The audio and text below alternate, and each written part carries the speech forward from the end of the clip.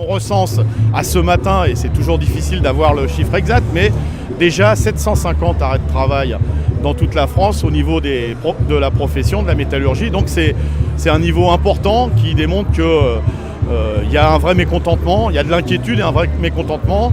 Il y a des débrayages autour de négociations salariales et je pense que dans la période assez essentielle, dans le cadre de la campagne du coût du capital qu'a lancé la Confédération, donc des camarades qui refusent de céder à la pression des salaires et qui revendiquent des augmentations. Pour les bas salaires aujourd'hui au niveau des stations-service, c'est pratiquement les SMIC. Si ça dépasse les SMIC, c'est à 10 € près. Donc nous ne pouvons pas dire que ça, ce sont des salaires, que c'est l'assistanat que nous vivons aujourd'hui dans des stations-service. On est venu nous demander une amélioration de la grille des salaires parce qu'on estime qu'actuellement la grille actuelle nous est pas convenable.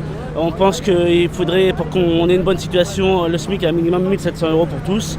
Quand tu vois qu'il y en a, elles ont plus de 20 ans de maison, elles sont tout juste à 1 500 € net, je précise bien net. Donc là, c'est là que tu vois qu'il y a encore du boulot à faire, quoi.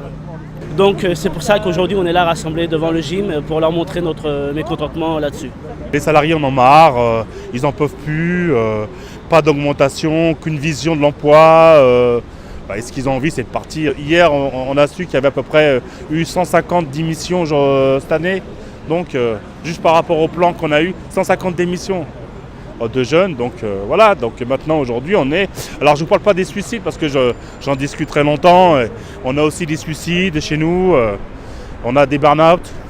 Ça va de plus en plus mal, les gens ils ont peur, ils ont le mal au ventre quand ils viennent travailler. Donc chez PSA aujourd'hui, on a un blocage des salaires en 2013 et puis également en 2014, puisqu'on a ils ont signé des accords de compétitivité qui bloquent les salaires également pour cette année. Notre pouvoir d'achat diminue, du coup on n'est pas augmenté depuis 2 ans, tout augmente, là on a une augmentation de TVA. On avait une mutuelle qui maintenant va être imposable, cela, donc on perd réellement du pouvoir d'achat. Donc effectivement, c'est pas comme ça qu'on va pouvoir consommer et relancer la consommation dans le pays. Les NAO commencent cet après-midi. Notre entreprise, c'est Renault Retail Group. C'est donc la filiale 100% Renault, la filiale commerciale 100% de Renault. Même si on est filiale, on est quand même partie prenante des résultats du groupe, etc. Et les salariés, ils entendent bien qu'il y a des bénéfices colossaux tous les ans chez Renault et ils veulent leur part du gâteau, ce qui est tout à fait normal. La réalité des salaires dans nos succursales, elle est relativement triste, je dirais, dans le sens où on est filialisé depuis 1997, que jusqu'à 1997, on avait les mêmes négociations salariales que Renault et donc on avait tous les ans, un maintien du pouvoir d'achat, même des fois un peu plus. Ça ne se faisait pas tout seul, bien sûr, il y avait des luttes déjà dans les entreprises.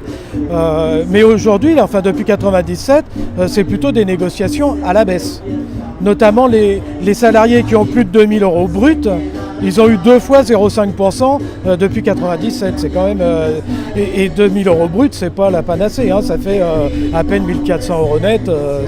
C'est pas des très hauts salaires. Donc voilà un petit peu la réalité, c'est que plus de 50% des salariés touchent moins de 1 500 €. Quand on a payé le loyer, les frais fixes, le gaz, l'électricité, etc., à manger, les vêtements, il reste rien pour les loisirs, quoi. Les loisirs sont très limités. Tous les syndicats.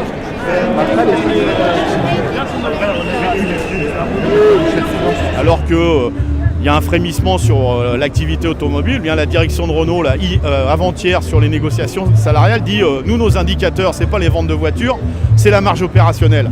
Et donc les camarades disent il faut qu'on réponde aux besoins.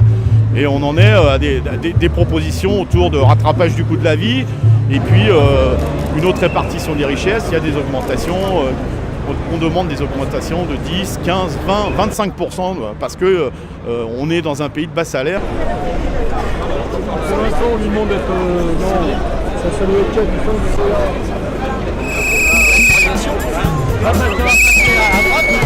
Parce que t'as du mal à définir la parité à partir de là.